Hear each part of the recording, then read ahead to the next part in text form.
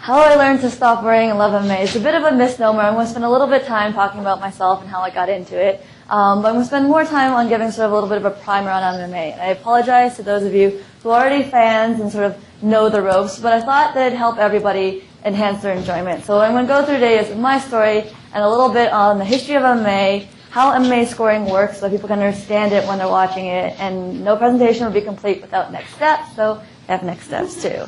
A lot of people look at me and they wonder how I came from a little sweet girl who figure skated and swam and entered the cage and started becoming a cage fighter. And the real story is a lot less interesting than you would think.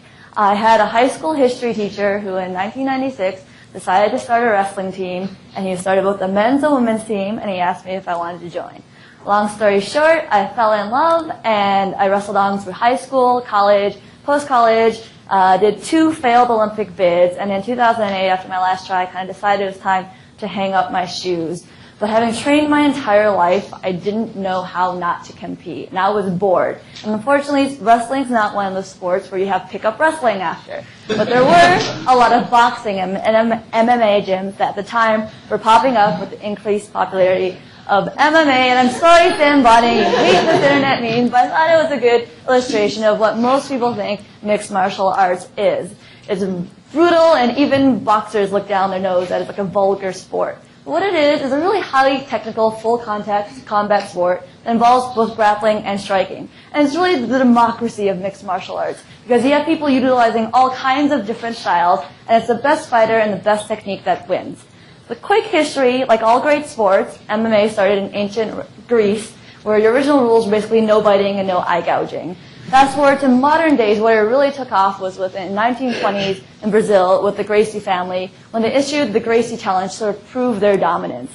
Today, the biggest promoter is basically the UFC, so I thought I'd spend some time talking about them. They're the biggest martial arts promotion in the world, and you can see them on pay-per-view and Fox, and they operate under the unified rules of mixed martial arts. Back in the day, the early rules were basically no biting, no eye gauging, and they frowned upon hair bullying and headbutting, groin strikes, etc., but they were allowed. The point of this slide is to illustrate that it's much safer today. There are a lot of rules and a lot of regulations, and actually the injuries are on par with other combat sports. This is basically how you win if you're watching a fight. A knockout is a pretty popular one. 2-man enter, 1-man leaves, conscious. You also have submissions. Where it gets tricky for people to follow is where you're looking at decisions. Basically, you have 3 judges who score every round on a 10-point must system. The winner gets 10, the loser gets less, and it's based on aggressiveness, technique, cage control, and defense. Here, I kind of thought it'd be fun to include a picture of a couple past champions, because that's what really makes the sport fun. Bruce Lee is considered by a lot to be actually the founding father of mixed martial arts in the U.S. because his whole philosophy of Jeet Kune Do was basically whatever works is best.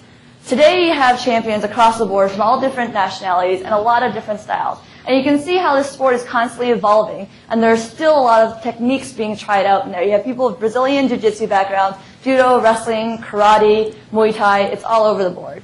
Now the people that you might see in the ring are the commentators, such as the very popular Joe Rogan, the referee, like Big Joe McCarthy, the cutman Stitch, who probably might be one of the most famous cutmen in the world. He keeps you all in one piece and puts the Vaseline on the face.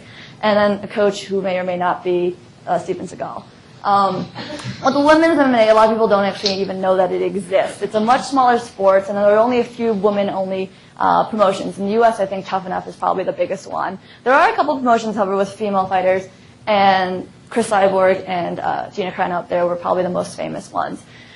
So I thought I'd give a little bit of vocabulary for those of you who've never been to a fight who might be going to your first fight soon, say. It's always very popular to use boxing terms like, oh my god, you see how much weight he's cutting, and he has a glass jaw, and, you know, I don't think that he got that one, sorry. I'm a little bit slow here. But finally, if you're going to fight, people want to know what the appropriate attire is. Affliction and tap out are all very popular, as well as shorts and spandex.